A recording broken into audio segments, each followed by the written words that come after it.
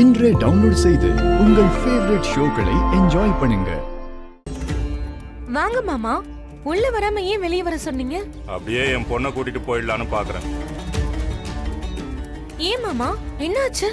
ஏங்க, என் பொண்ணை உங்க வீட்டு பையனுக்கு கட்டி கொடுக்குறேன்னு சொல்லி தானே அவளை இங்க கூட்டிட்டு வந்து வச்சிருக்கீங்க.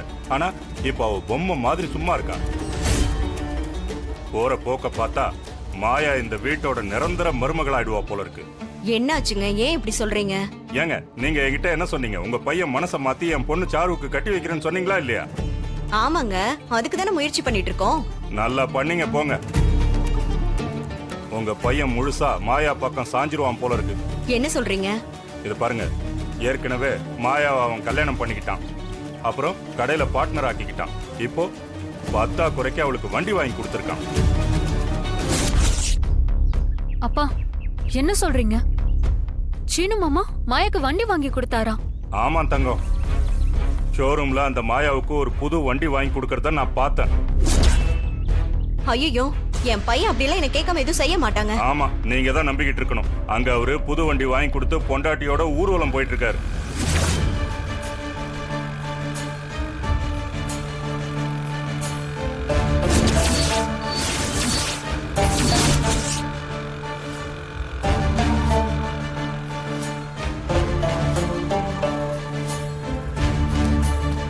இது புது பழக்கமா இருக்கு. நம்ம வீட்டு பொம்பளைங்க இப்படி வண்டி ஓட்டிட்டு போனா பாக்குறவங்க என்ன நினைப்பாங்க? வண்டி ஓட்டிட்டு போறாங்கன்னு நினைப்பாங்க. என்ன காமெடி பண்ணிட்டு இருக்கீங்களா? சரி சரி, காமெடி எல்லாம் பண்ணல, சீரியஸாவே கேக்குறேன். மாயா வண்டி ஓட்டிட்டு போனா அதுல என்னடி தப்பு இருக்கு? தப்பு தான்டா, அதை விட பெரிய தப்பு இவன் இவளுக்கு வண்டி வாங்கி கொடுத்தது. அம்மா, என்ன கொஞ்சம் பேச விடுறீங்களா?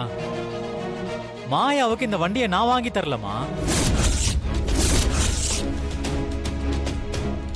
நீ வாங்கி கொடுக்கலனா அப்ப இவளே வாங்கினாளா? இவகிட்ட ஏது அவ்வளவு காசு? நான் வாங்கல சித்தி, என் அப்பா வாங்கி கொடுத்தாரு. ஏய், அவர் வெளிநாட்டுல தானடி இருக்காரு. ஏண்டி, வெளிநாட்டுல இருந்தா வண்டி வாங்கி கொடுக்க கூடாதா? அவர் ஒரு போன் போட்டு சொன்னா போதும், எங்க எது வேணாலும் வாங்கிக்கலாம்.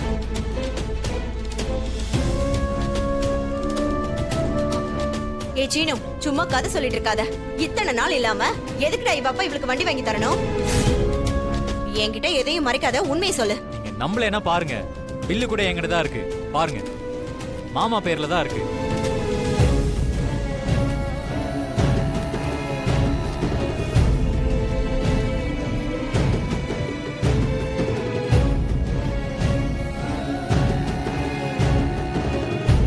ஆமா அண்ணி, அவங்க அப்பா பேர்ல தான் இருக்கு.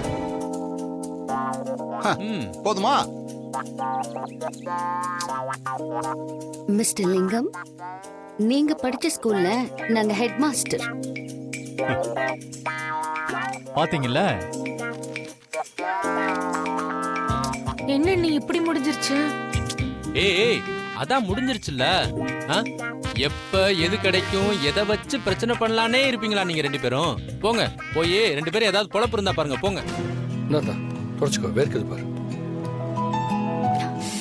கதிர், நீ போய் உட்காரு, நானே வேணும்னா எடுத்துக்கிறேன். நம்ம புருஷன் பொண்டாட்டிங்கிறதெல்லாம் வீட்டில தான். இங்க நான் உன்னோட அசிஸ்டன்ட். ஸோ உனக்கு தேவையானதெல்லாம் செய்யறது தான் என்னோட வேலை. அதெல்லாம் ஒண்ணு வேண்டாம். எங்க போனாலும் நீ என்னோட ஹஸ்பண்ட் தான், புரியுதா உனக்கு? இந்த பேக் எதுக்கு மாட்டிக்கிட்டே இருக்க? நான் வச்சுக்கிறேன். ஒழுங்கா விளையாடுறதுல கான்சென்ட்ரேட் பண்ணு. கரெக்டான ஷாட்ஸ், சர்வீஸ், ஃபுட் ஒர்க், இதுலலாம் நல்லா ஃபோக்கஸ் பண்ணு. பரவாயில்லையே, உனக்கும் பேட்மிண்டனை பத்தி தெரிஞ்சிருக்கு. உனக்கு பிடிச்ச விஷயத்த நான் தெரிஞ்சுக்காம இருப்பேனா?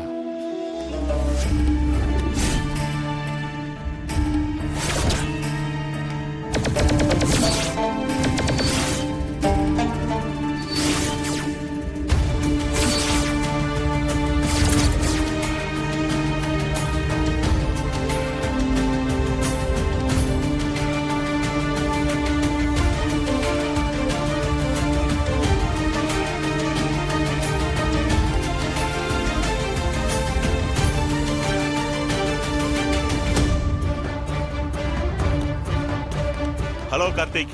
Hello sir. Dhana, meet mister Karthik. இவர் பிரைம் டைம்ல நேஷனல் லெவல்ல பெஸ்ட் பிளேயரா இருந்திருக்காரு. அது மட்டும் இல்ல, தமிழ்நாட்டிலே one of the best coach. Mister Karthik இவங்க தான் Dhanalakshmi district level champion. Oh hello.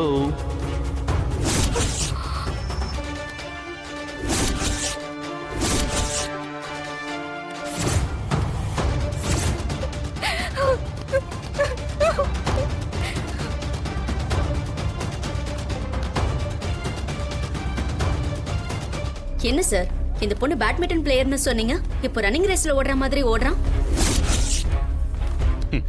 புது கோச்சை பார்த்த சந்தோஷத்துல ஓடுறா போல.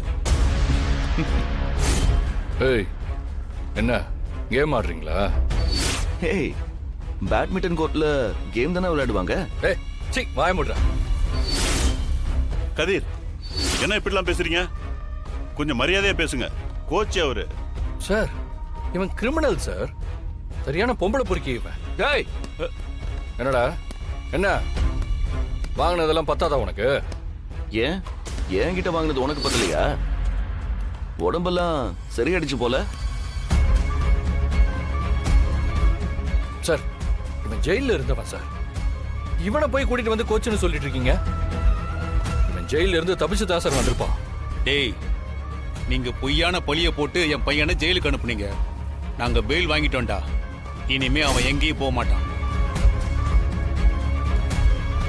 கதர், உன் பொண்டாட்டி விளையாடி ஜெயிச்சு கப்பு வாங்கணும்னு ஆசைப்பட்டல்ல, நீ ஒண்ணு கவலைப்படாத, கார்த்திக் அதை நிறைவேற்றிடுவான்.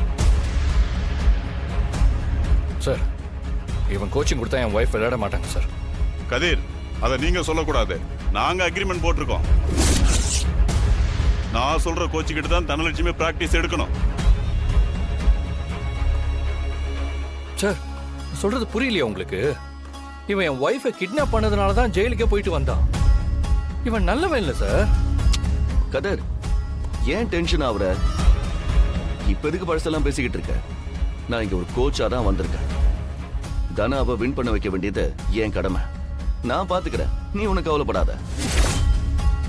அவளுக்கு என்ன தேவையோ எல்லாத்தையும் நான் பண்றேன்.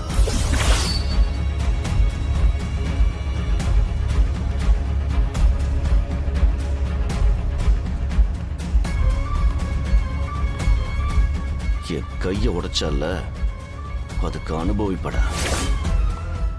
இப்போ உன் பொண்டாட்டி என் கைக்குள்ள இருக்கா. அவளை என்னென்ன செய்ய போறேன்னு பாரு.